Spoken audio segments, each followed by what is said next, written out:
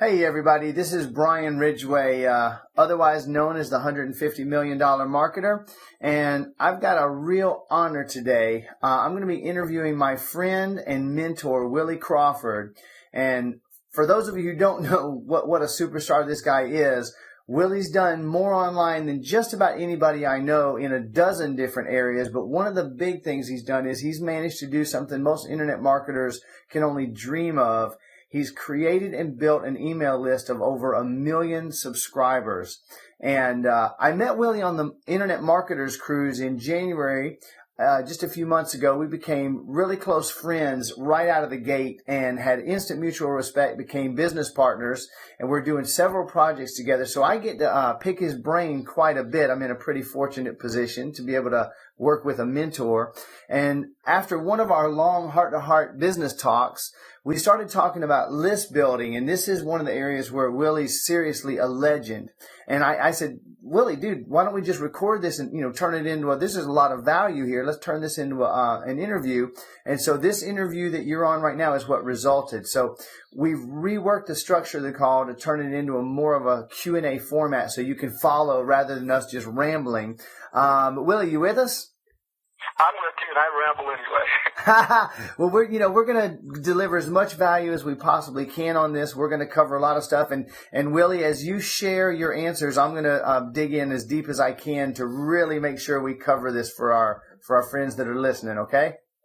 Sounds good. I'm all about delivering value. Right on. I know that's one of the things that drew me to you from the beginning. Well, listen, for you that are listening, I hope not only that you'll really listen and learn, but, the key is implementation, is putting it to use. And what Willie's going to share with you on this call and what I'm going to dig into his brain is stuff that you could use to begin changing your life and your finances today. So I want to challenge you to do that. Okay, so Willie, for those who don't know everything about you, why don't you go way back to the beginning of the internet days? Because I think you invented the internet, right? I've been around since the beginning of the commercial internet, I'm sure, but my background is I grew up on a farm in North Carolina. Actually, I was born at a very young age, and I was born in the hospital next to my mom because I wanted her around. And I grew up on a farm in North Carolina. Left the farm, went to college at NC State University, and spent 20 years after graduating college flying with the U.S. Air Force and traveled the world and saw a lot of really, really neat things. But my college training was in economics and business, and so I always wanted to start my own business. And in 1996, the Air Force was kind enough to assign me to beautiful Oahu in Hawaii. It gave me a job at Headquarters Pacific Air Forces, where we had access to a bunch of Macintosh computers that were networked not only to an intranet, but to the internet.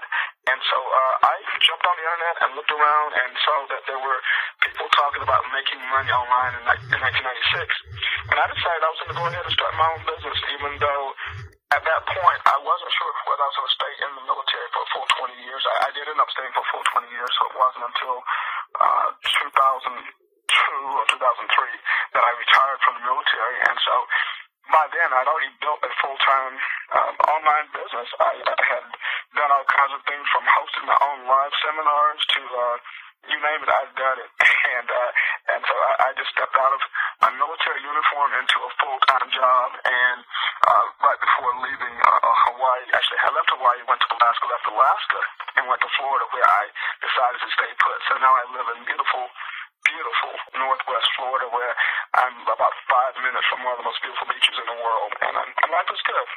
Nice. Right now, I market affiliate products. I've been doing that for 15 years. I've got my own products, everything from my own hosting company to you name it, and I work as a joint venture broker, so I help other people to launch their products using my connections, and I do consulting with both online and offline businesses. I work with a lot of local businesses, teaching them how to leverage the power of the internet to get more customers through their brick and mortar doors, and they pay well for that. So that's what I'm all about. Well, Willie, one thing that when I first heard part of your story, and I heard, I understood the military, you were in the Air Force, but right. you weren't you were doing some strategic things, and as I got a little bit deeper into your story, I got a little bit better grasp of how your economics and business education then right into the Air Force into a real strategic role, or rising up into a strategic position has really, I think it's guided you mentally into the leadership position that you have online. Do you mind sharing just a little bit about the higher aspects of your Air Force experience? Well, I was an officer, and I was a navigator on C-130 transport, so I spent the early part of my career flying and dropping paratroopers, but even there I was often the senior person on an air crew, and so I was technically in charge, even though a lot of times the aircraft commander was in charge. And then they put me into some office jobs where I learned budgeting. I was responsible for a 5-year budget that was about $50 million a year, something like that. So I had to plan all those things out. I got very good at planning, at meeting deadlines, and I had tremendous discipline. In 17 years of flying, I was never late for a flight. So to me, planning, pulling things out, making things, planning things out and then carrying the plan out as planned as much as possible, but expecting the unexpected and expecting, things to go wrong is a part of how my brain works. And so I'm very much about, just flowing things out and putting together huge projects where things can go wrong. And then, as I went through my military career, I went through a lot of changes that, even affected my psyche or my mental and spiritual side. At one time, I drifted into, for example, too much partying, too much drinking, so I had to lay back on that, and that caused me to look, more at who I was and what what was pushing my buttons and why I did things the way I did. We all examine who we are, and am I really an expert at what I do? Do I know am I good enough? Am I doing the right thing? So I had to go through all that, and I evolved into a person who very much, believes that my mission in life right now is actually to help people who dream of a better way of life, who dream of starting their own online business, actually making money from it, building some security, and being able to work from the comfort of home comfortably and not have to worry about bills and things like that. I've evolved into a person who's very committed to helping those people, provided they are willing to help themselves. And so I'm all about helping people, but only really finding those people who are willing to help themselves and come to me saying, show me what to do and I'll do it. And I'll throw myself 100% behind those people. But I know there's a lot of people who are what we used to call armchair pilots. It's like when we look at flying magazines, it's like 95% of flying magazines are sold by people who never fly an airplane, and 95% of boating magazines are sold by people who don't own boats or never will. So it's, separating the dreamers from the doers, and then for those who are willing to do it, jumping in there and helping them as much as I can. That's who I am in a nutshell. Perfect. Well, Willie, that's on that personal note, really, that's what drew me to you. Like, I got on the cruise, and the first guy that I saw that I knew of, I ran right into you, Willie. And then you and Rob Canyon and I were having a couple short conversations, and I think the three of us immediately noticed in each other that same, not only the willingness to help others, but the wisdom to know that you can only help the ones that do want to help themselves. So I just had, immediate connection with you there.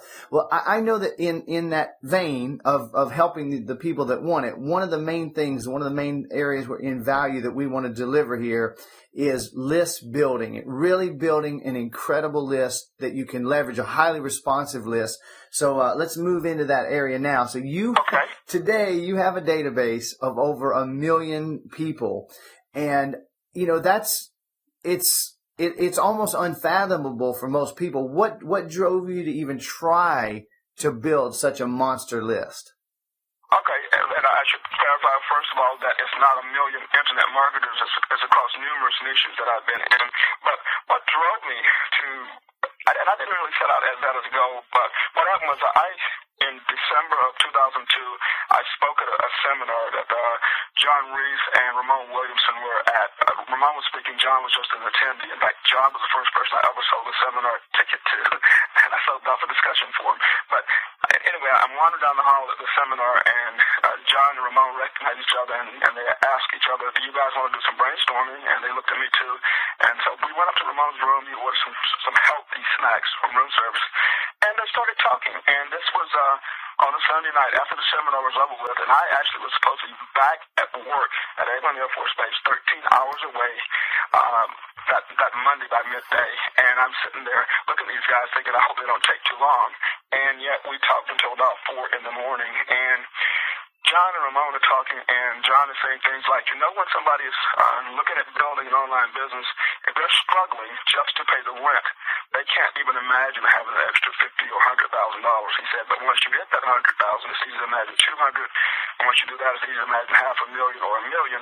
And he was just talking about how we shift our perceptions of what's possible based on where we are. And I could see that because I knew as a second lieutenant in the military, I could see making the next rank and making captain, but I couldn't really fathom being a general, although I could sort of imagine it. But as you went up to the ranks, you could see that the next few were possible. Maybe unlikely, but possible. Right. And then John said, he said, everything on the internet revolves around traffic and list building. It's all about controlling the traffic. It's all about being able to reach out to people and talk to them at will.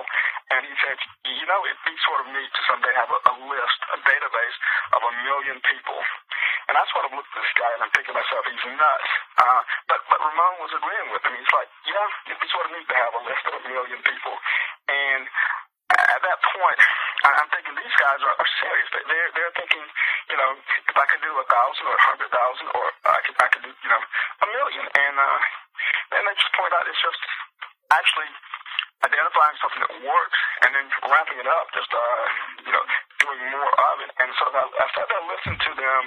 I realized that it was like really, really, really going to be important to me to focus on building a list if I was going to be a serious player in the internet marketing space. And see, falling back to that first seminar, I bumped into Dr. Bob Silver on the Warrior Forum, actually, and Bob noticed that I was talking about a cookbook I'd written and was selling and was doing really well with. And so Bob invited me to speak at the seminar, not because I was a speaker or well-known, but because I was somebody outside the how to make money space who was doing well. And he wanted somebody to speak there who wasn't selling how to make money products. So that's why he invited me to speak. And I showed up and spoke at my first ever seminar and started connecting with people. And yet, even there, I deduced that a lot of these guys were talking about building traffic, controlling traffic. I remember Jonathan Mizell talking a lot about controlling traffic and talking about building a list. And so that's what I set out to do. And in the last 15 years, I've just managed to amass a huge list. And somewhere in there, it also hit me that it's not just capturing email addresses. I think it was Tony Blake that told me, he said, most people will happily give you their name and email address, but if you ask for more, he said most will actually give you more. They'll give you their full mailing address. They'll give you their phone number, probably, if you ask them in the right way. And he talked about the importance of having a full database, of having not just a name and email address, but the birth date and the mailing address and all that stuff. And so now I have hit the point where I consider it somewhat important as an email marketer and as a marketer to have an enhanced database. In fact, now my focus is on taking the database I already have and adding data points to it. In fact, one of the projects I allude to from time to time on the Warrior Forum is when I'm working on where I'm taking strategic partners who want to work with me, and I offer to take their list. I want them to have at least 100,000 if practical. But I can take their list and enhance it. So I can take their database of names and email addresses and bounce it off of a database that I have access to, which is like 330 million records.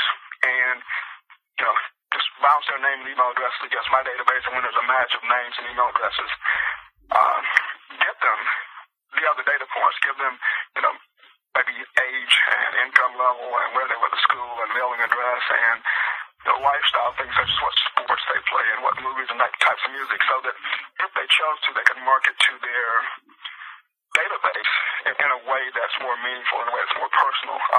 And so that's one of the things that I talk about the Warrior Forum a lot, because I spent 12 or so years of my online career hanging out there, and about 4 of those moderating it. So I still spend a lot of time there, even though I operate a private site.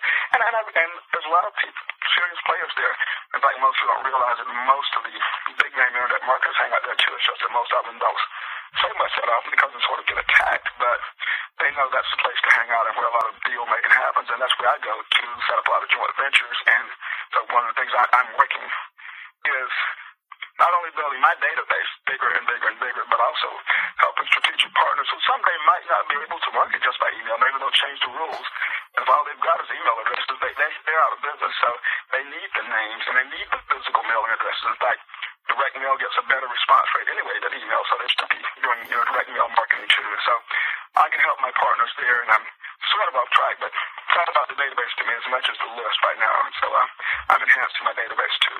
And obviously the quality of the list. I mean, that's you're just playing in a different realm than most people that I talk to. Obviously, the more you know about the people on your list, the more responsive they're going to be because you can target them a lot more intelligently. So I mean, you're killing it there, man. Now, I mean, you want to know whether it's male or female, although there's names like Pat and Kim where you may not know whether it's a male or female, but you want to know what countries they're in, maybe, so that if I'm doing a conference in Singapore, it makes sense for me to invite people in Singapore to come out and meet me. It doesn't make sense for me to send a broadcast email to people in Mexico. They're probably not going to fly to Singapore. So if I can target it and make it feel personal, it gives me a lot more power. And at the same time, I'm not sending millions of emails. I can send just a handful to the right people and talk to them, on a real personal basis. Right, or segmenting. Yeah, if you did want to send a million, segmenting those lists a lot more intelligently is really awesome. So a concern, Willie, that when you're building your list, it's not really your focus. But when you start getting that big, all right, I look at the cost of hosting a list. Work with AWeber or one of the big players out there, and I know that hosting a list that big has got to be like ridiculously expensive. So what kind of secrets do you have there? Anything you want to share with us? Two things. One, I do use AWeber, but I think it was last year that AWeber changed some of its policies, and after you get a list of a certain size, they raise the prices, and after you get a list, as it increases, the prices jump a lot. And so I don't have as much of my database on AWeber. Another reason I don't is because I use the One Shopping Cart system. I have a private label of the One Shopping Cart, which is at profitautomation.com. And so I use that more because it's an integrated database where the shopping cart is tied into the mailing list, is tied into ad tracking, is tied into a lot of other things. So I can have a person on an autoresponder who, when they click the order button and order, the system can automatically take them off the prospect list and add them to a customer list, or take them off one list and add them to another. So I wanted that integrated database functionality. At the same time, if it's just an autoresponder, AWeber is probably the one with the highest deliverability rates of the two. But falling back to that first seminar I went at, half my buddies that were speaking on stage had private labels of One Shopping Cart or another competitor, and I wanted to feel like one of the big dogs. I went to One Shopping Cart and said, what's it going to cost me to get a private label? I put my name on the company, and it would feel like I've got my own shopping cart system. They told me, I crunched the numbers, and it made sense, so I private labeled the system. And the reason that's important is because as a private labeler, I don't pay as much actually, as a private labeler, I got several free accounts. So,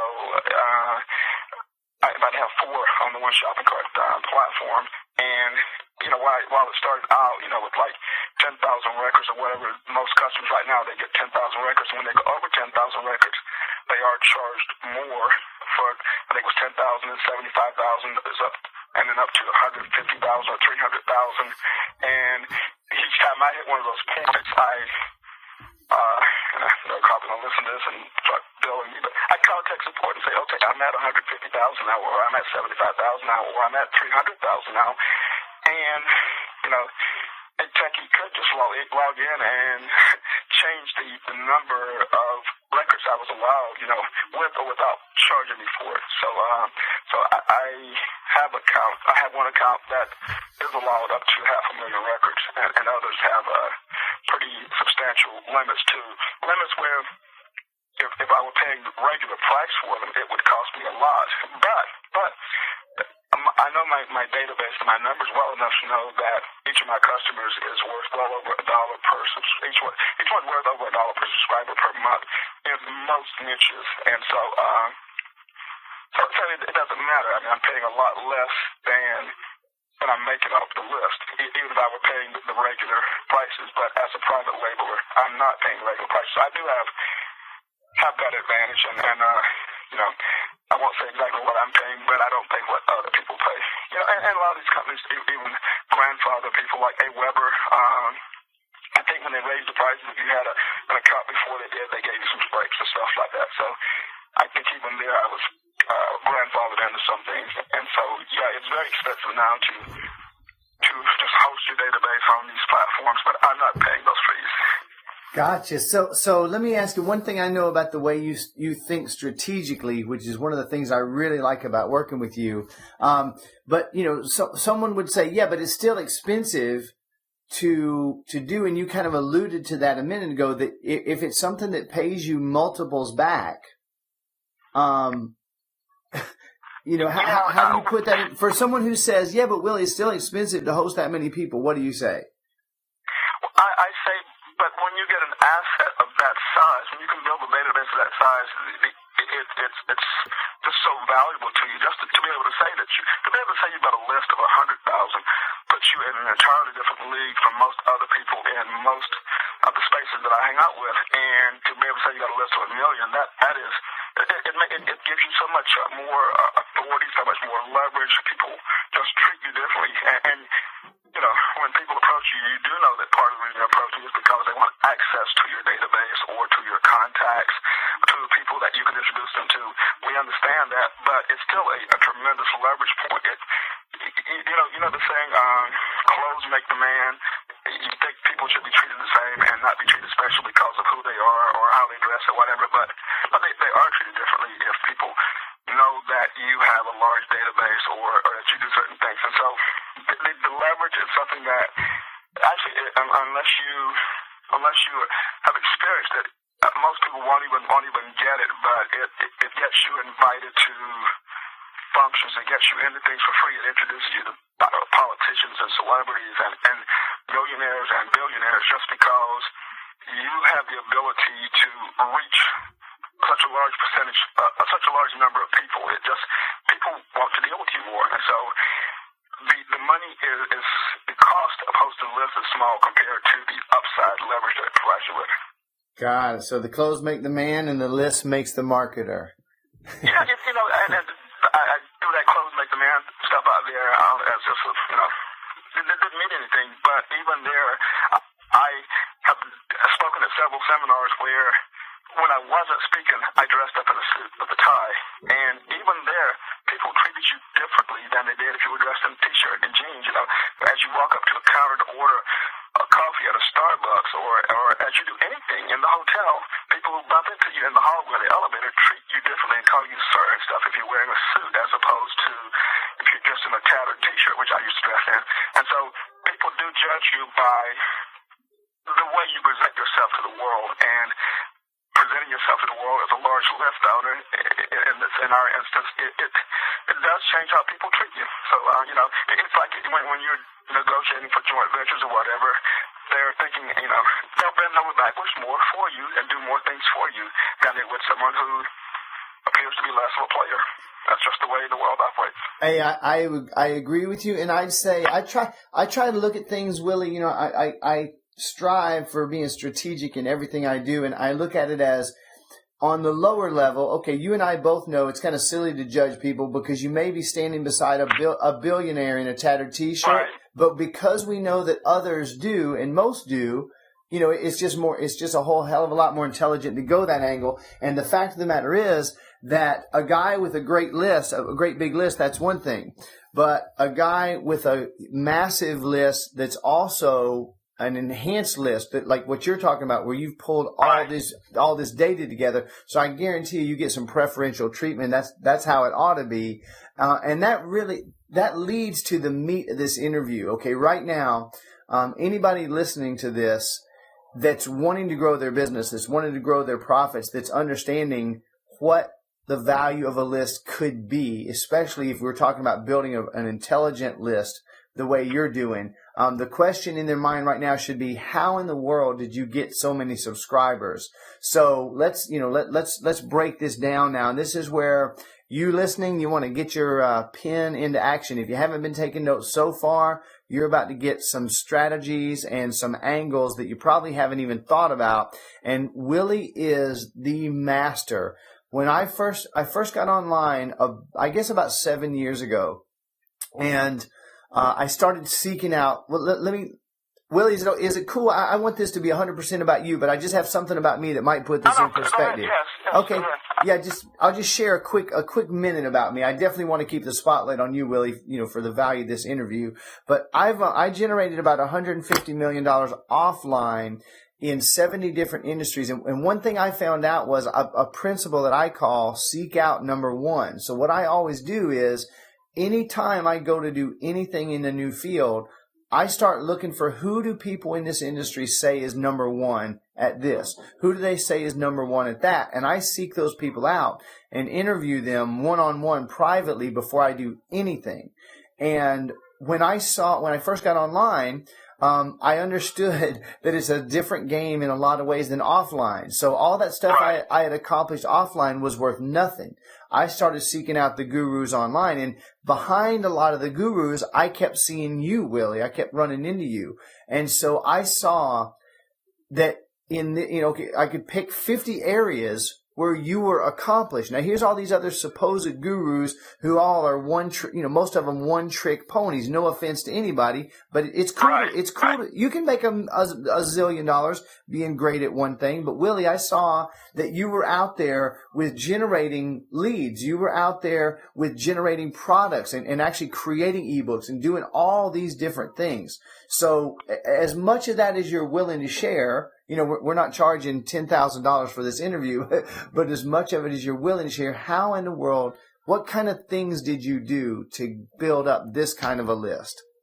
Right, and let me start off by saying that all of the things that I know are things I learned from all those one-trick ponies, but there are a lot of people out there who, that just present themselves as experts at things that they haven't really mastered yet. And I, am still mastering a lot of things. I challenge myself all the time so that I do become better at what I do. But when I first got started, the first thing I was told to do was put up a website that attracts people with a common interest and then put an opt-in form on every page. And so I did that, and I started growing a list in the Cooking Nation and the How to Make Money Nation. And then I went to my first seminar, and I imagine at that point I was, probably 5,000 subscribers. And I listened to people talking about co-registration leads. And then I went to another seminar that my friend Joel Christopher hosted called the Master List Builder Workshop. And there I heard people whispering about co-registration leads. And I'm like, what the heck are co-registration leads? And they said, how when somebody signs up for like a free Hotmail account, and after they fill it in, there's all these boxes that says, would you like to know more about how to get a college degree, or more about how to make money online, or more about how to get a discount on life insurance? Well, when they check all those boxes, those people are funneled into lists about buying a house or getting a mortgage or getting higher education, and those email addresses are sold to other people. So those people have, at the same time they registered a Hotmail account, they've co-registered to be on other lists, and they've somewhere in the small print said, I agree to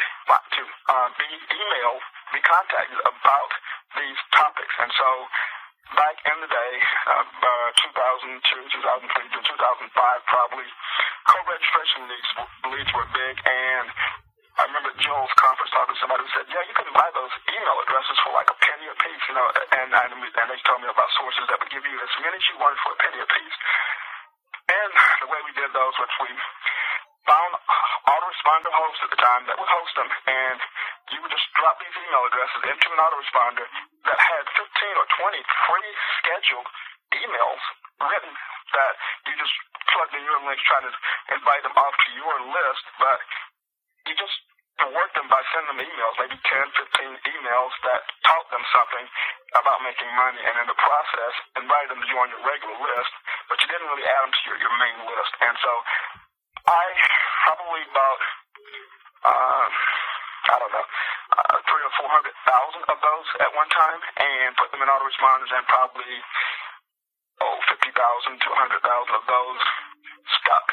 Probably 50,000 stuck, and eventually transitioned over to my list and eventually became fans. And so the people from, 8, 9, 10 years ago who have been in my database and have been loyal subscribers who, maybe it took them 5 years to buy anything, but they stayed in the database and they kept receiving emails from me and newsletters and things. So that puts some of those people in my database, and some of those people are some of my best customers, and I would never advise people to use that tactic now because of canned spam, and because most internet service providers and most web hosts strictly prohibit you from using those types of leads. They want people to opt in, confirm to opt in a lot of cases, and so you'll get in trouble for doing that. But that is a part of how I built my database 7 or 8 years ago.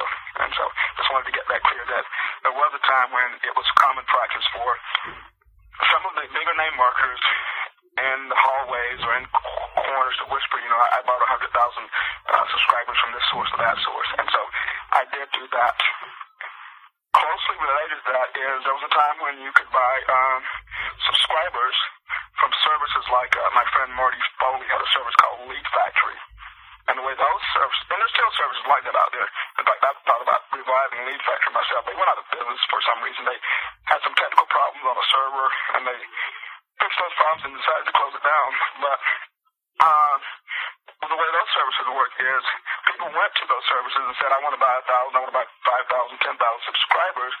And they said, okay, fill out this form that describes your newsletter, and we'll display your opt-in form across our network of sites. And so people were shown an opportunity to subscribe to your newsletter, and they had thousands of sites in this network. And so if you bought 1,000 subscribers for maybe it was like 50 cents each or whatever, maybe 25 cents each, then over time those subscribers will automatically pipe into your autoresponder system. And I probably got 20,000, maybe 30,000 subscribers that way as I bought them. And you can still do that today. You can still go to services that basically let you display your opt-in form across a network, a series of sites, and when people opt in, they join your mailing list. They know what they're subscribing to. They choose, yes, I want this newsletter on this topic. And so that's, totally legit, and most web hosts are going to have no problem with that. Those are two of the ways I generate leads. The one that I use, one of my favorite ways to generate leads now, and one I use quite a bit, is I run an affiliate program. And I've run an affiliate program since 2003. Back in 2000, I actually started selling my cookbook, and I sold most of the cookbooks myself until around 2002, and that was when I started pushing for affiliates, and that's when I first noticed the one shopping cart system. And as I rolled toward my first seminar, I enjoyed my first seminar experience so much that December 2, I attended the seminar, and I said, I'm going to host my own seminar, and I did the next April. And so 4 months after attending my first seminar, I hosted one, which was an experience because I didn't realize how much work it is to get people into a seat. But I did it 4 or 5 more times after that. And what I discovered, though, was the fact that when you have an affiliate program, whether someone buys the product or does the action that you're really shooting for or not, a lot of them visit your site and opt in to get more information. And so having an affiliate program lets other people send you traffic. And to me, that is, when they buy, it's the best way to get traffic, to get subscribers, because how you're building a list of paid subscribers, and yet when they just go and opt in to watch a video or to download a free ebook or whatever that affiliate sent you over to, and that they're properly coded so the affiliate gets credit if they make a purchase, that's still affiliates. That's other people sending you highly qualified subscribers that opt into your database. So that's probably my favorite way of generating traffic and subscribers is getting other people to do it for me. And I had a thought that popped into my head and then it went away, so I don't remember what it was. But to me, the affiliate program is probably my favorite way of generating subscribers, though. And I was thinking, I sublist too. One of the things I learned at Joe Christopher's Master List Builder workshop was that, we mentioned in the open this that I have a database of 1 million subscribers. Well, that would be worthless if I didn't have them own individual responder that told me how they got on the list. So as people buy a certain product, as people download a certain free report, as people opt in from a certain web form, I don't just push them all into one big list. Instead, I put them on a list that tells me where they came from, how they joined my list, so that I can market more specifically to them. And that's even before I start trying to get additional data, such as their physical addresses and their birth dates and their interests and things like that. So sublisting is really, really critical. And I can't emphasize that enough. You need to know what your people are really interested in. In fact, my friend Paul Myers wrote a book called The Amazing List Machine. He wrote that way back when, and I read that. And the thing I remembered most about reading it, though, was Paul was emphasizing so much that when people join your list, they join for a specific reason. They have a specific expectation that you set, and they expect, something out of you that you promised them. And he said, you need to deliver on that promise. So if you told them you want to give them information on search engine optimization or copywriting or whatever, that's what they join your list for, and that's what you need to provide them. And so if you don't know where they came from, you can't possibly deliver that, and that's what harms a lot of internet marketers who just promote everything to them. They don't really know what the person joined the list for. So I'm big on sublisting and getting them into a very tightly niched area where I know exactly why they're on my list. And that also lets me, if I have somebody that comes to me and says, well, I have a product on something that most of your list is not going to be interested in, but maybe you have people who are interested in selling videos, to local offline businesses. Well, I can look in my database and pull up a list of everybody who bought a product related to that. So, again, it's critical to keep track of where they came from in your database and putting them on separate lists there. I guess I've beat that dead horse enough, haven't I? Mm-hmm. Okay. So, all right, how many right now? How many websites do you actually either like own or co-own? Do you even know, Willie? No, I don't. I mentioned that I have a hosting company, and I purchased the hosting company NicheSimple.com from David Perdue. David, when he first started up, had this bright idea to allow customers to purchase an account that included 5 primary cPanel accounts, and each of those 5 primary cPanel accounts allowed up to 1,000 add-on domains. And so when I got one of these accounts, I'm like, okay, 5 accounts plus 1,000 domains. I can have up to 5,000 domains on this account.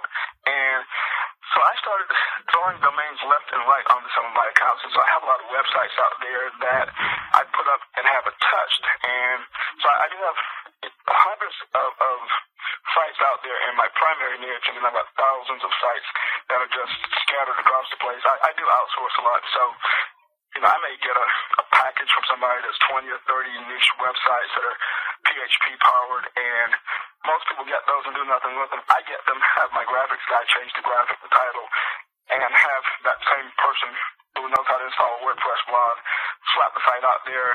I tie some links into it from someplace, usually a high PR blog or some site like Blog Talk Radio, to get it noticed by the search engines, and I leave it alone, and it makes money. And even if it only makes a few bucks a month, because I'm paying practically nothing for hosting the site, my only real cost is the domain names. I've got a lot of sites that I rarely touch, and I've done a lot of products and projects where I've gotten on the phone, done an interview with somebody like my friend Bob Silver I mentioned, where we talked about resale rights and copyrights and trademarks and things like that. So I slap a site up, and I don't know, and then I grab my buddy Jack Humphrey and another friend Steve Block, and we talk about how to write and self-publish a cookbook. And I slap the site up, offering the recordings and some supplemental notes on publishing a cookbook, and I don't touch it. And month after month after month, years later, they click away making sales, but I don't touch them. And so as long as I renew the domain name, I don't really even track how many sites I have. I just have a lot of them. But what that matters is that it puts me in a lot of niches. And so, again, my database isn't one integrated database. It isn't one database. It's tons and tons and tons of niches scattered all over cyberspace. And I have lists that are made just from content that I give away, that I create to give away. So another way that I like to build lists is by giving away PDFs, MP3s, or interviews, or even videos that I do do at seminars and conferences of people and just pulling them into a funnel based on a specific topic. For example, I host a radio show at Blog Talk Radio, and I get guests that come on who are probably, most of them are releasing a product, and so I bring them on, and we talk not about the product, but about the problems the product solves. So we'll do an hour interview talking about the problem that their product solves. And in the process, we've got an audio that talks about a solution to a problem that people are interested in. I have that transcribed, and I've got a transcript or a PDF and the MP3 I can sell or give away. And so now I put up websites all over the place offering this free PDF, and I offer it from Facebook and Twitter and So Cool and LinkedIn and all over the place, you know. And so I have a lot of sites that just offer free reports on different things. Again, what I really do there, what I've done is just throw up a ton of traffic, of signposts where people are looking up for something on a specific topic, whether it's writing a cookbook or curing lower back pain or improving your web copy. There's a good chance they'll stumble across my site.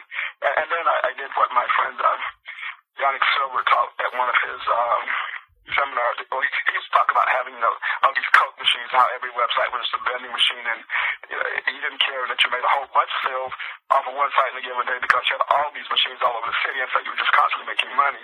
I think of the same way, and I do something I would call akin to crowding the competition out of the market. You know how when you go to the supermarket in America, most major supermarkets, the soft drink aisle is dominated by Coke and Pepsi. I mean, there's 20 different varieties of Coke and 20 different varieties of Pepsi. And any other soft drink that tries to enter the market is relegated to being on the very bottom shelf where nobody looks, or way up top in some back corner. So what Coke and Pepsi's done is put out so many brands, so many variations of a brand that they've crowded people off the shelf. I do that in some niches. So, you know, in the cooking space, I may have a dozen sites all on the same style of cooking, and not all those sites are readily identified as mine because I register some via proxy. But no matter which of those dozens of sites people hit on in that niche, there's a good chance they'll end up on one of my pages and opt into one of my forums. And so I do that too. And so, again, I push a ton of free content out there, like free cookbooks even, with the idea of drawing them into a funnel where I can later sell them one of my cookbooks. So that's one of the ways I generate traffic is by giving away free content. And I mentioned affiliate programs already, but I create a lot of really, really quality content to sell via affiliate program, but with the intention of getting other people to either build my list or send traffic to me, and to me they're the same. You know, whether it's building a list or generating traffic, I'm letting somebody else take an audio interview, a video I did, an ebook I wrote that they can sell for $7 to $47, and I'm saying keep all the money. I don't want the money on the front end. I want the product to sell people on me and my expertise, or on the expertise who created the product. And on the back end, I want to offer them something later, but on the front end, my main interest is in building my database again because that's such a powerful force. And so I do have tons of sites that my favorite method of setting these sites up is to use my friend Sid Hale's script, which is called Rapid Action Profits. And the reason I like that script is because it lets you pay your affiliates instantly. There's a lot of people out there, even a lot of gurus, who have cash flow issues, and so they want to get paid right away rather than waiting, you know, a month or two to get paid. And so Rapid Action Profits pays them instantly, and the way it works is it just alternates payments. So if it's 100%, they get every payment. If it was 50%, they get every other payment. A lot of marketers like that because they think it also reduces the paperwork requirements, since they didn't collect the money that was paid to affiliates. They think they're not required to do 1099s. I'm not a tax advisor, so I don't know whether they are or not, but they're not actually paying affiliates, technically. So I like the Rapid Action Profit system. It lets somebody just go to one of my websites, sign up as an affiliate, grab a link, start promoting like crazy, and they make me money, which I like a lot, you know. And they're building my list. In fact, with this interview, one of the things I was thinking as we talked about it was of putting it out on the Warrior Forum as a Warrior Special Offer, where we could offer affiliates whatever percentage commission, but the viral aspect of it is that those Warrior members, and there's like over a quarter of a million of them, many of whom are selling affiliate products, would notice the product, and it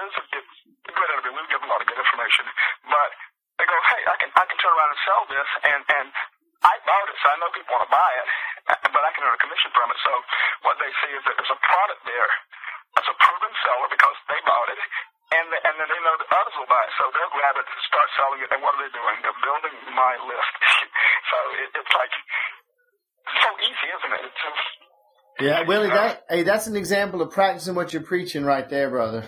Yeah, I mean, see, so many of these affiliate marketers, and I've been there, are struggling trying to find something that sells. I can remember when I first came online, joining affiliate programs, and we given a list of places to go place ads, and you went over to one of these ad sheets, and there's like 20 other people advertising the same product in the same ad sheet, which is nothing but a bunch of ads. Yep. In fact, they often gave you a free ad for subscribing. So the only people who read them were people who were looking to see if the ad was in it, and you looked at one, and there was your ad, but there was 20 other ads for the same product. I thought eventually I realized how insane that is, trying to sell each other the same product. Nobody was reading the ad sheet. We were all trying to sell each other the same product. Although every now and then you'd look to see if something looked more promising than what you were promoting, because what you were promoting wasn't selling, since you were trying to sell to people already bought it. Exactly.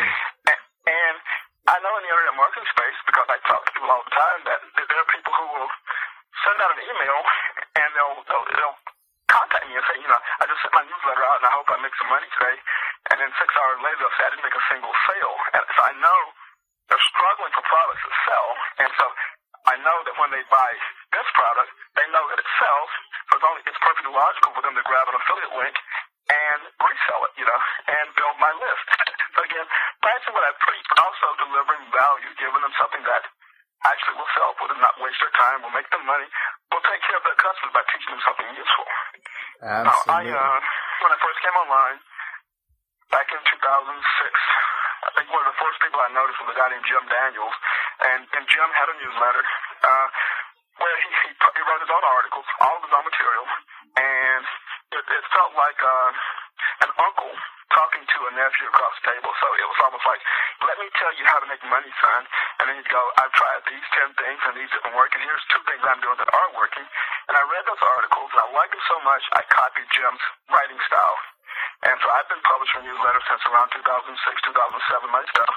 And a lot of the writing was copying Jim's style. And over the years, I've written over 2,000 articles. So one of the ways that I build my list is I pushed a lot of traffic out there, a lot of content out there, articles, videos, ebooks, press releases, slideshows, PDFs. At one time I was putting content out as many ways as I could, all with the intention of getting it noticed by the search engines and people looking for something on that topic to stumble across something I'd written and say, this guy really knows what he's talking about. And then they would go over and check out what I was recommending, and they either buy from me directly or they would join my list. And eventually I discovered that I wanted them to join my list first because most aren't going to buy, so you want to drive them to a lead capture page. And then after they've opted in, send them to some affiliate product if you try to sell it. But there was a time when I tried to sell directly from articles, and it worked at times. So, but it's better we're talking building a list, so capture the contact first. And so my stuff is scattered all over cyberspace now. I used to write, I don't know, some days I write a dozen articles, but I was writing numerous articles every week. I've scaled back some now, but when I write the articles, they still do very well, and now I put them in different places than I used to. For example, one of my favorite places to put in articles now is on my Facebook profile.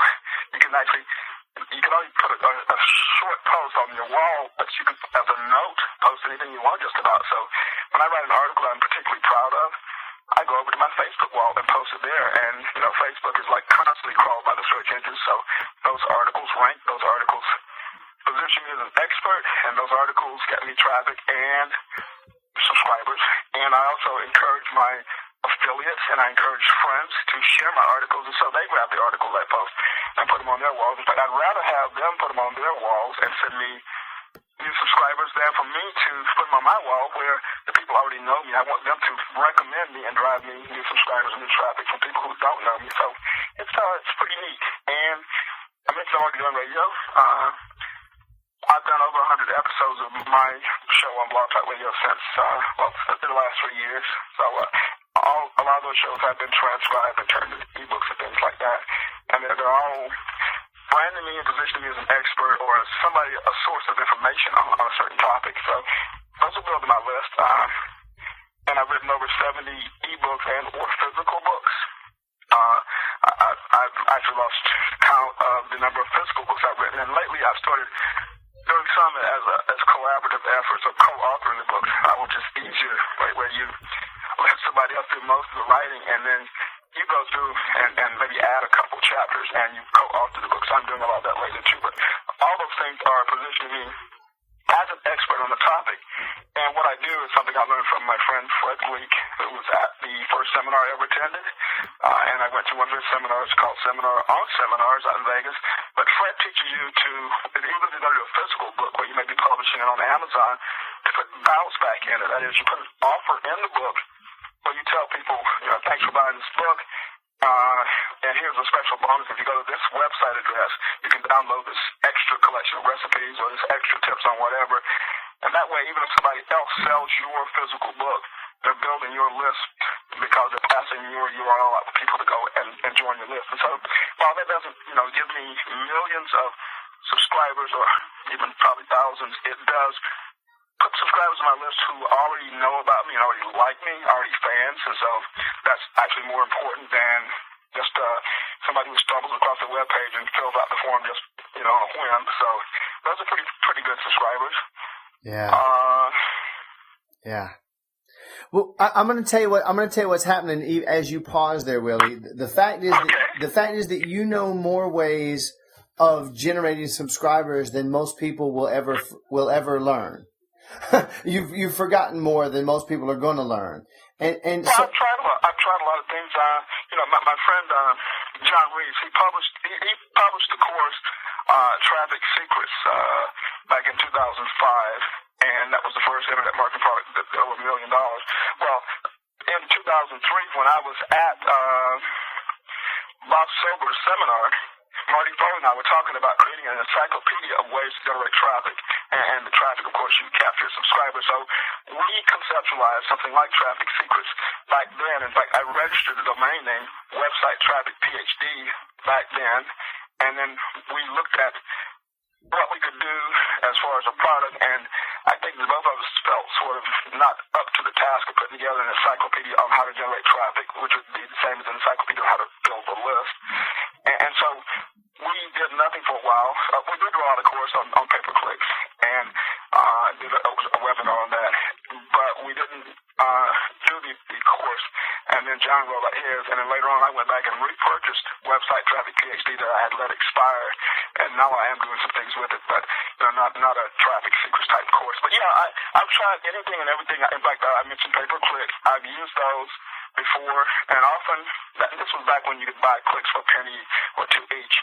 Often it was with intention of giving away a product, so paying for clicks to look at a page where I'm offering a free report or a free video or a free audio or something.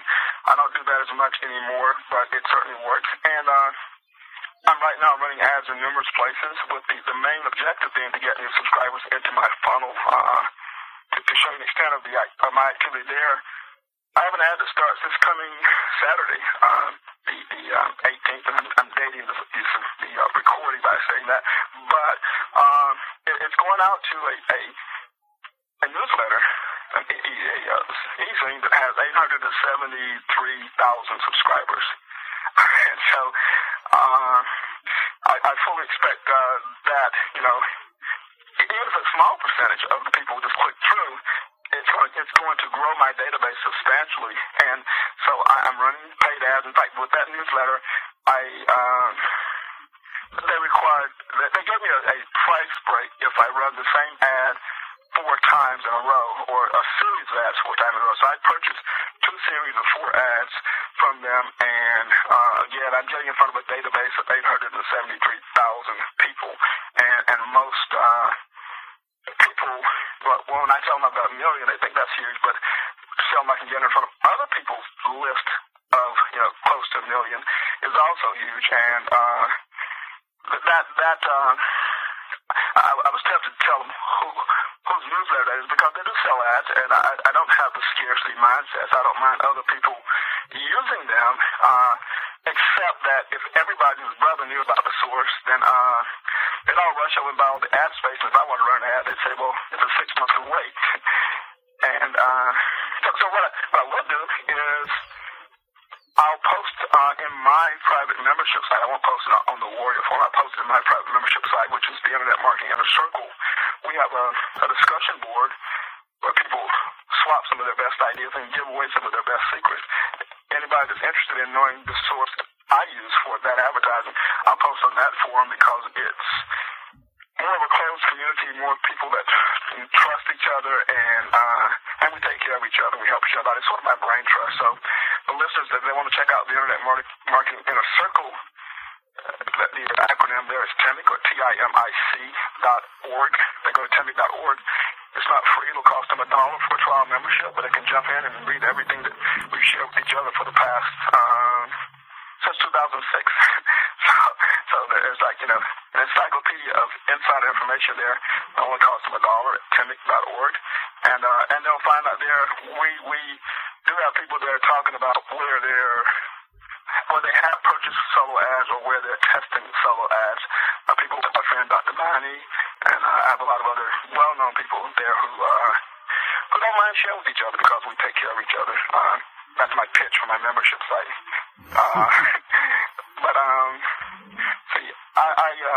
One of the things that you've done, I'm sure, and that I also do, is I collect business cards when I go to seminars and conferences like everybody else. But unlike most people who take them home and throw them in the back of a drawer, I put them into my database. I should have hired an assistant just to scan them in, and I'm starting to do that now with my smartphone. But in the old days, I just sat down and typed them into a database. And so I do follow up with these people because anybody who you meet at a seminar or a conference, even if they somehow got in for free, they got out of their seats from the brother television and traveled to get there. So they are doers. They are the more proactive members of your potential audience. And so to me, it's worth following up with those people, and I do add them to my database. And so a lot of those people become my subscribers. I don't just subscribe to somebody when I have their business card. I do ask people, can I add you to my subscriber list from time to time? And I've never had anyone say no. If they did, I would not add them, of course, but I do add people to my database that way.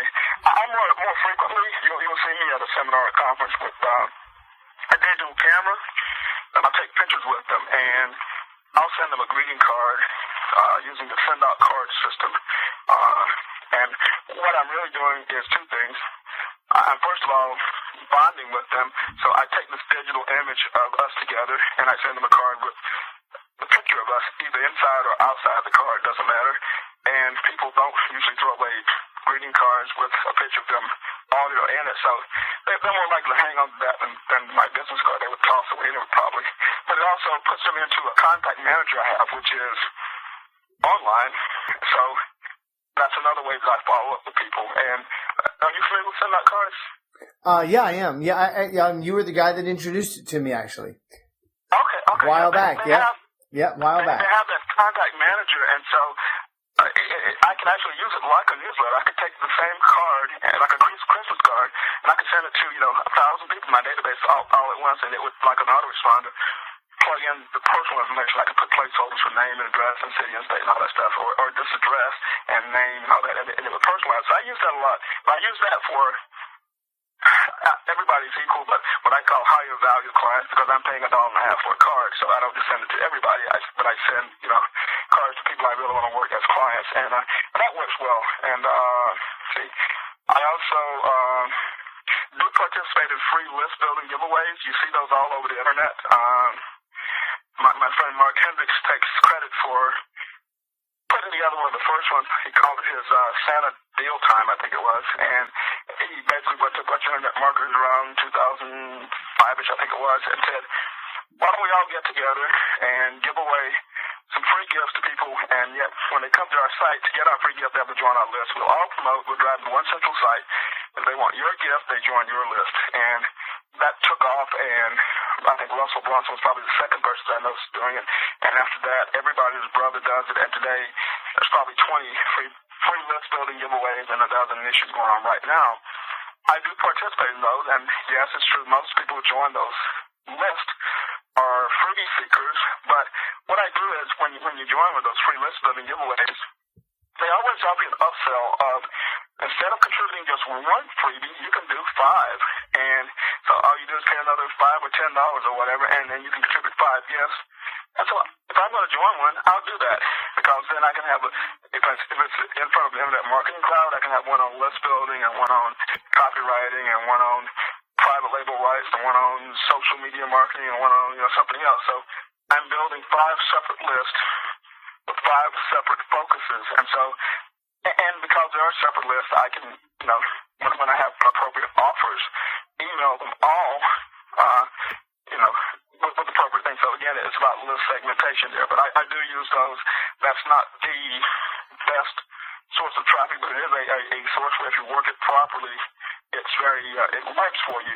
What you need to do there also is, if you're pushing somebody, giving somebody a freebie on social media, then you want to have a series of emails already pre-composed to follow up with them, 3 to 7 times, because what's going to happen is you'll get them in your autoresponder. Unless you add them to your main list, you're not going to email them again. You're not going to remember them. But if you already have like 5 emails composed, and one of those invites you to join the main list, maybe, then you're good to go. You give them a free gift, and you never have to really touch them again or really focus on it again. They just automatically transition to your main list. But that also sort of defeats the purpose of knowing what their real interests were. Depending on how your list has all the different hooks intertwined, and some systems are much more flexible than that. For example, the Infusion software is more flexible than one shopping cart, in my opinion. But I use one shopping cart, and I'm looking at Infusion too. Mm-hmm. And I'm getting sort of off track, so I should probably take a break and let you see if you had any questions about any of the methods I covered there. Well, I'll tell you what. I've got I think a good question. You've already covered so many different angles that, any one of them we could probably go spend 3 hours on. But I got a question that'll probably take us down into the core of this. Okay, so first thing is that you all right. I'll share a thought that when I first discovered Dan Kennedy, I don't recall quite who he was telling about, but one of the things I read on one of Dan's blog posts was he was talking about one of the guys that he's worked with, and the statement was made, some dentist or somebody wanted to know, can you give me a way of getting 30 clients a month? And I know you know where I'm going, Will. He said, I don't know one way to get 30 clients a month, but I know 30 different ways to get 1 client a month. And so you're living that, and you're living it way beyond. You got so many different ways. And I know that when you take one step to add a person to your list or to add another 1,000 to your list, you're also planning the next 3 or 4 steps. So I am. That's the thing. So let me ask a question that's going to take you into a deeper place, and it'll also, I know it's going to bring up a whole bunch of other things about your list building methods. When you got all these different ways of generating subscribers. Okay, so doing all these different angles and doing them year after year after year, and working with experts and picking their brains and finding the best techniques. What has all of that, what has it taught you? What are some of the lessons that you've gained from doing this in so many different ways for all these years that most of our listeners haven't even thought of the question yet? What could you tell them that you've learned from doing this? Well, one of the things I've learned, and it's one of the things that Dan Kennedy teaches you. Mentioned Dan. I'm a member of Planet Dan. I'm a member of my low school Glacier Kennedy Insider Circle group. I follow Dan, and one of the things he talks about is he teaches, what is it called? He calls it the phenomenon. He says, if you're going to try, if you could have 20 different ways of generating business, which ones of those should you do, or which one should you try first? And the answer he actually threw out there was all of them, if you can, as many as you can. And so that way, if you tried 5 methods and it didn't work, you don't become discouraged because you've got another 10 in play. So I try to do that, and so I outsource some things. That's one thing I learned is you try as many things as you can that have a positive return on investment, but you focus on doing the ones that work best for you. So I do that, and that is totally Dan Kennedy. The other thing is, you know the 80-20 rule, and we know that 80% of our of any of our efforts are going to produce, 20% of our efforts are going to produce 80% of our results. And so when I look at subscribers, 80% of my sales are going to come from the top 20% of my subscribers, and 80% of my subscribers are going to come from the top 20% of my results. So I've learned to focus on the activities that produce the best, the most, and the highest quality subscribers, and I've learned to focus on keeping those subscribers because one of the biggest reasons that businesses lose loyal customers is because they take them for granted, they ignore them, they don't make them feel appreciated. And all of us online marketers are guilty of that. We're guilty of saying, how do I get more and more and more subscribers, and we ignore the ones we have who already know and like and trust us and already telling people about us and things like that. So one of the things I try to remember to do is to keep my existing subscribers feeling appreciated and feeling happy and taking care of them and listening to them, and they just talk to you. I mean, they read an email you send out, and with many of my newsletters, communicating with me is as simple as hitting reply. I don't read them all. I can't possibly read them all, but a lot of them do cross my desk, and so my subscribers, we have to put some barriers between us and subscribers, or we'd be inundated with mail, but my subscribers can all reach me one way or another, and so I listen to them. I've learned that I need to nurture them, to make them feel important, that once I've gotten that person, it's a lot more important to nurture them and make them feel special and to take good care of them. Jay Abraham teaches what he calls the strategy of preeminence, which basically says you treat your customer like you would your child. I mean, you would do anything in the world, and I've seen your beautiful children, you would do anything in the world to take care of them, even if they don't want to do what you want, if you know it's in their best interest, you'll try to get them to do it. And that's what the strategy of preeminence is. It's making absolutely certain that you take good care of your customers, but also pushing them at times to do things that maybe they don't want to do, but that you honestly believe is in their best interest. And so I do that with my subscribers, and that means I think it's critical that, I teach and I preach that you never sell them any product you haven't looked at first. So as an affiliate marketer, you owe it to your subscribers to get a review copy, to either buy it, or if they'll give you a copy, that's fine too. I have no problem with that. Some people have a problem with that because they feel like somehow they've been bought by accepting a free copy. I don't, because I spent thousands of dollars, tens of thousands of dollars on free stuff, on stuff I'm getting for free, but I feel an obligation to absolutely, positively get it early, look it over, go through it, test it out, and very often I'll bounce off other experts. If it's a piece of software, I have friends that are security experts, for example. I may ask them, can you check this for, malware or something like that? And so I do check out things. I protect my readers, and I hope that they appreciate that. But even if they don't, I know I'm taking care of them. I very early on realized that if you don't take care of your readers, they're not going to be around. I mean, if you sell them crap, it's going to put them out of business. And so I'm not one of these people that practices churn and burn and sell them everything under the sun without knowing whether or not it works. I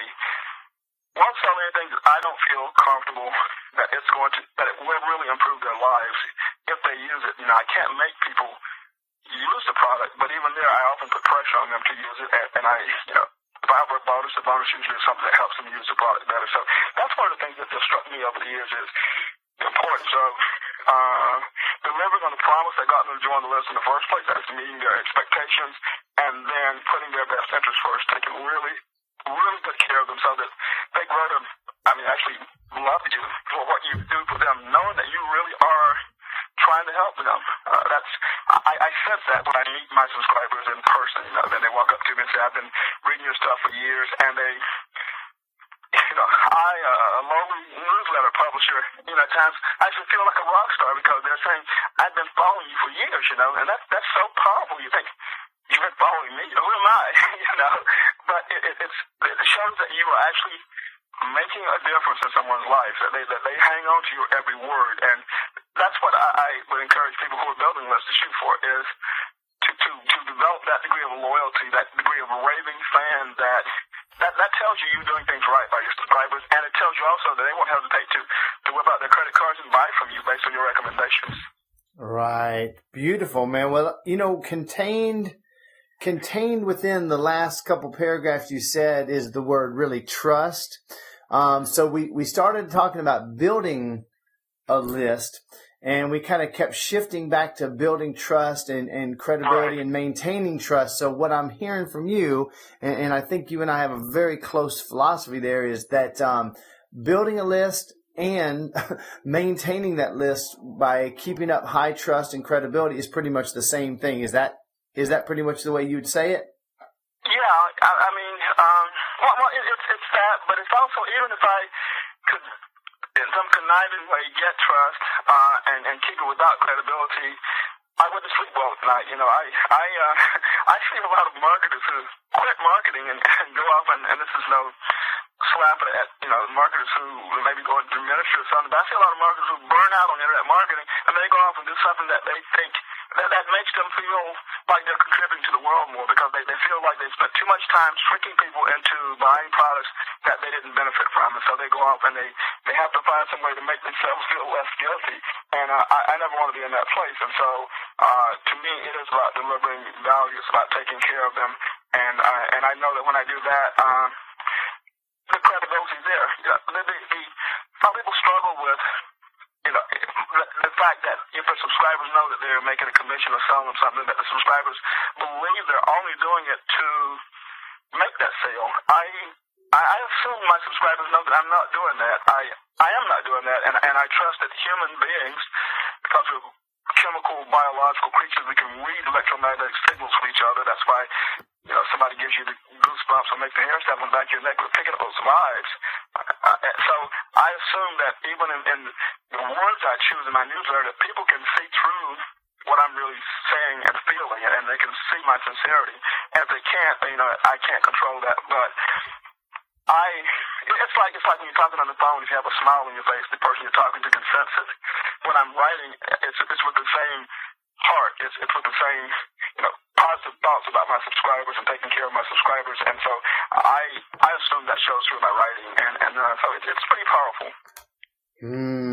Right. Well, you know, one of the things that you and Rob and I had a few discussions about way back when we first met, Willie, was just the idea of sales. And I won't wax into my, you know, philosophical stuff here, but the idea in 99% of sales training, okay, there's money and there's business and there's sales. And what you want to do is you want to get money. So what you want to do is build your business. You want to get a lot of sales. And I view it from a completely different paradigm that I remind myself, I don't believe that there's such a thing as money and business and sales. It's just people. And that if we're focused on the fact that right now, you and I are 100% focused on the fact that the person who's listening to us right now is a person. You know, we call them a subscriber, we call them whatever else, but it's a human being. And that's 100% of what I'm hearing in everything that you're saying to me. That's right. People listening to this recording right now or reading the transcript maybe later on are people who got it because they wanted to learn how to build a bigger list. They heard that I have a huge list, and even though it's taking me a while to do it, they said, maybe we can learn something from what Willie's done and copy it, because he's already proved that it works. And so, you know, what I hear is, somebody is willing maybe to pay me money to learn that, and I believe I deserve to be compensated for things I teach people that it took me time and energy and effort to learn. I don't believe you need to give everything away, but I believe in delivering value and improving people's lives. I'm 52 years old now, and I don't anticipate living forever. I probably won't live beyond 200.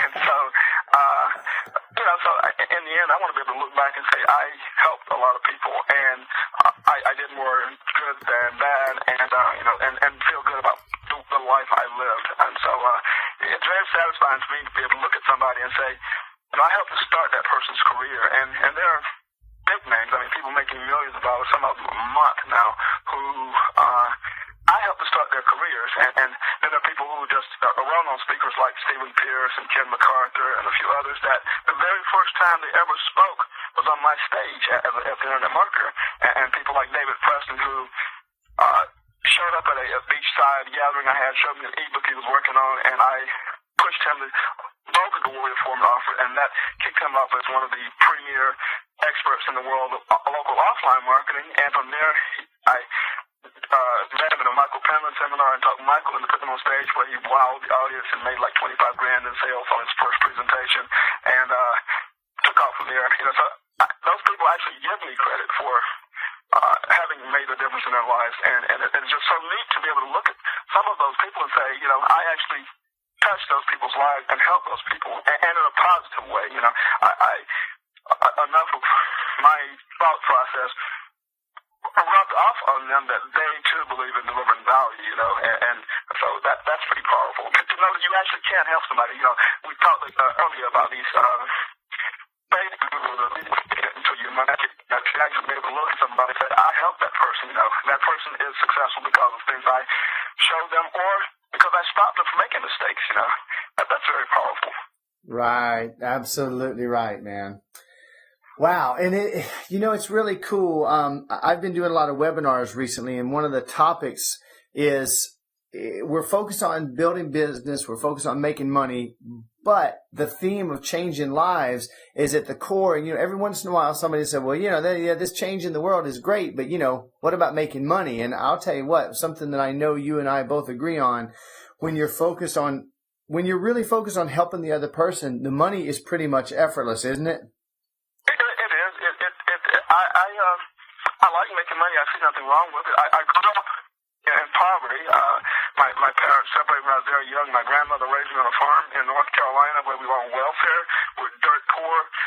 My school class would go on field trips to the zoo or to the amusement park, and I wouldn't ride the rides because I had no money. So I grew up that poor, and so there's a part of me that's afraid of poverty, and yet I've learned that if you just let go and do things right, that forces just line up and money just comes to you anyway. So I've learned to not struggle at bringing money into my life, but just to do the right things and that it comes to you. And I have no problem with making lots of money. I like money. Money lets you do good. It lets you spend money on your family and let you not have to struggle, and lets you spend money on things you care about. So there's nothing wrong with that. Especially since all money is a store of value. I mean, it's just our money is in a certain form, but it just represents a store of value. And so the fact that you get it says to me, I delivered value. I mean, why would people pay me $10,000 to go to a workshop I put on unless I deliver that kind of value to them? So that tells me I am delivering value to the marketplace, and that's a good thing. That's a real good thing. Absolutely, man. We're in total agreement there. So Willie, you are obviously, in addition to all the other areas, we could do 50 of these interviews, and who knows, we may. I know. We may, right? We may do it. But I could interview you on a ton of different topics, and you'd be able to drop bucket loads of value. And we've established on this interview at least, and we went quite over time. I don't mind going a few more minutes if you don't. Okay. Yeah, I don't mind dumping out a little bit more value. But let me ask one more question of you here. You are like the grand master. If you're not the top dog, period, you're one of the true gurus at list building. And I know you know some things that nobody else is doing. If people want to get more information about you, specifically on these topics or, some of the other topics, what's the best way for them to get more information about you and follow some of your teachings? Sure. The best way to follow my teachings is to, we talked about building lists, but it's to join my list by going to williecrawford.com. So if they just go to williecrawford.com, the homepage of that site is what I was taught 15 years ago. It's an opt-in form to my newsletter where I share some of my best thoughts, things I learned. I write my own articles. A lot of them they're all from my experience. A lot of them off the top of my head is just stream of conscious writing. So they go there, or I'm very active on social media. So they go to Facebook, they go to Twitter, they go to LinkedIn. In those places, they just need to type in my name because one of the things I was taught was to be easy to find and not hide behind a call sign or whatever they call them, a handle. That's one of the things that drives me bonkers. And I know a lot of my warrior friends are going to be listening to this, and I apologize, but if you're doing business with people, you should use your full name, your real name, let people know who you are. I mean, I wouldn't walk into a doctor's office and if the doctor didn't have his name on a plaque on the wall, he wouldn't operate on me. Right. I don't know who I'm dealing with. I won't go into a business partnership with somebody who doesn't use their name. And so when I stop by the Warrior Forum and somebody posts a note to me and I look and there's no name and I click on the profile and there's no name, it's like, what are you hiding? Why can't I tell who you are? And so, I'm off on a mini rant there, but if you're doing business with people where they're pulling their credit card out and buying from you, I'm not going to buy from someone who's hiding. I'm thinking, what's this person hiding for? I don't know who they are. How can I find them? I can't have a link to the site or anything. So on Facebook, on Twitter, on LinkedIn, you type in Willie Crawford, and you'll see my same ugly picture everywhere. That's branding too. But you got the right Willie Crawford. And so that's how you get in touch with me. And I do share a lot of thoughts on Facebook and Twitter and LinkedIn. I have built a tribe of maxed out followers on Facebook, or friends on Facebook, for example. And so that's an easy way just to reach out and touch me, and I do answer, assuming things like that. So you can talk to me on Facebook or Twitter, or by going to my site and subscribe to my newsletter. Again, if you just hit the reply button, it's going to find its way to me. Mm-hmm. Beautiful, man. All right, well, Willie, let me ask you this. Once again, we went quite a bit over the hour that we planned, but if there's one last nugget that you could drop out that would really maybe make the difference for somebody, somebody that's new at list building, they want to take the highest leverage action to get started with, or you may vary the question up a little bit, but what would be the one last nugget that you would drop out for our listeners? Well, the very easiest way to build a list is something they already know, but it's to get other people to do it for you. We mentioned, a dozen different ways that you can go out and build a list, but the very easiest one is to get other people to send you their traffic. That's why you have these big names rolling out products.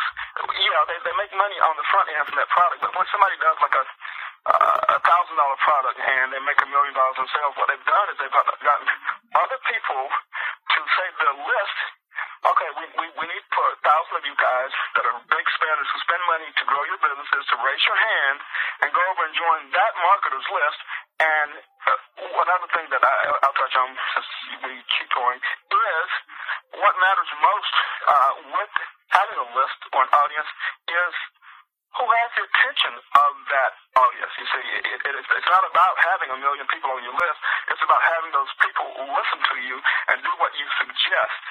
And that's all about when somebody else is selling your product and recommending you as an affiliate, they're saying that person's someone you need to listen to because they're the expert.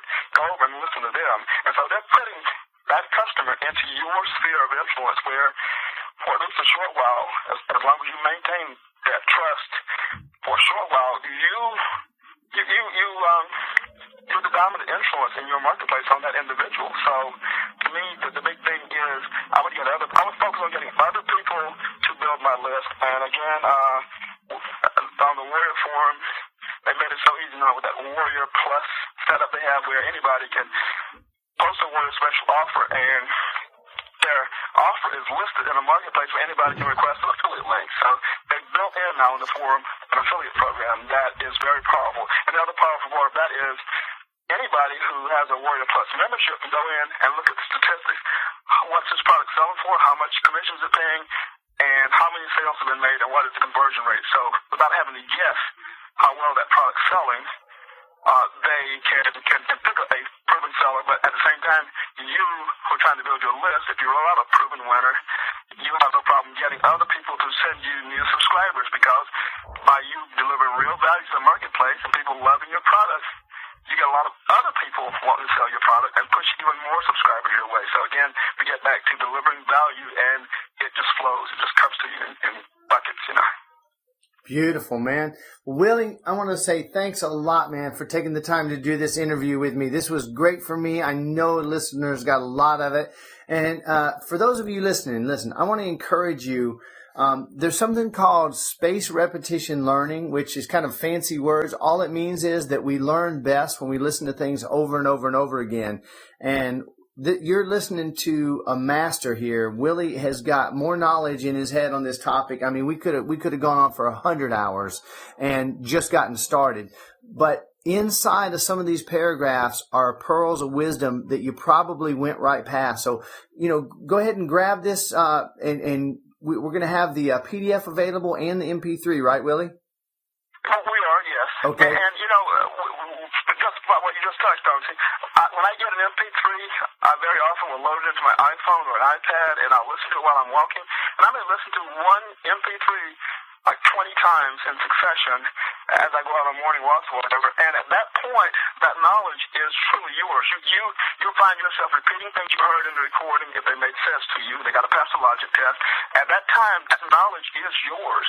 And so that's how you don't need to listen to 1,000 different audios. You need to listen to just a couple, the right ones, and you need to listen to them enough to where the thought process and the knowledge and the habit patterns become ingrained, like Brian just said, spaced repetition.